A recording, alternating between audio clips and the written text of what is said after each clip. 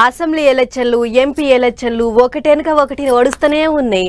నడమ ఉప ఎన్నికలు కూడా నడుస్తున్నాయి. కొంతమంది ఎమ్మెల్సీలు ఎమ్మెల్యేగా పోటీ చేసి గెలిచిర్రు. ఇప్పుడు కొంతమంది ఎమ్మెల్యేలు ఎంపీ సీటు కోసం పోటీ పడుతుర్రు.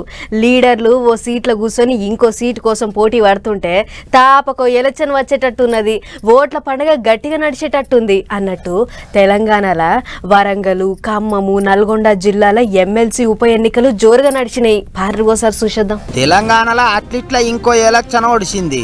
వరంగల్, ఖమ్మము, నల్గొండ జిల్లాల ఎమ్మెల్సీ ఉప ఎన్నిక జోరుగా నడిచింది. డిగ్రీ చదువుకున్న వాళ్ళు అంతొచ్చి ఓట్లేసిండ్రు. పొద్దుగాలనే పోలింగ్ బూతులకు లైన్లు కట్టిండ్రు. పట్నంలో కొలువులు చేసుకునేటోళ్లు కూడా ముందుగాలనే ఊర్లకు చేరుకొని ఓట్లేసిండ్రు. నల్గొండ జిల్లాలనైతే అయ్యవ్వలు సంటి బిడ్డలను ఎత్తుకొని వచ్చి మరీ ఓట్లేసిండ్రు. కలెక్టర్ మేడం కూడా ఓటు హక్కు వాడుకున్నది. నార్కట్పల్లిలో ఓ స్వతంత్ర అభ్యర్థికి చెయ్యి పార్టీ వాళ్లకు లాడాయి నడిచిందాట. చెయ్యి పార్టీ వాళ్ళు పైసలు పంచుతున్నారని తెలిసిందాట. అందుకే ఇక అట్లెట్లా పంచుతారని అడగనికే పోయిండట అన్న. ఆటోళ్ళకి ఇటోళ్లకు లోల్లి అయిందట. చూడర్రి ఫోన్ బాగా కొట్టిండ్రాట.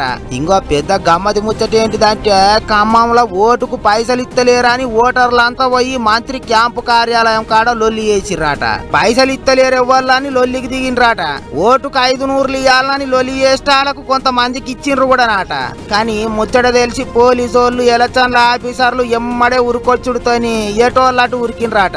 ఏం మనసులో ఏం పాడో, చదువుకుంటే ఉన్న తెలివి పోయింది అన్నట్టు చదువుకున్న వాళ్ళు కూడా ఓట్లను పైసలకు అమ్ముకుంటున్నారంటే సిగ్గుపడే ముచ్చట్నే. ఇక అన్ని దిక్కులా మాజీ ఎమ్మెల్యేలు, లీడర్లు అందరూ ఓటు హక్కు వినియోగించుకున్నారు. ఇది వరకు ఎమ్మెల్సీగా ఉన్న పల్లా రాజేశ్వర్ రెడ్డి ఎమ్మెల్యే అయ్యిండు. ఇప్పుడు పాత పోస్టుకు రాజీనామా పెట్టిండు.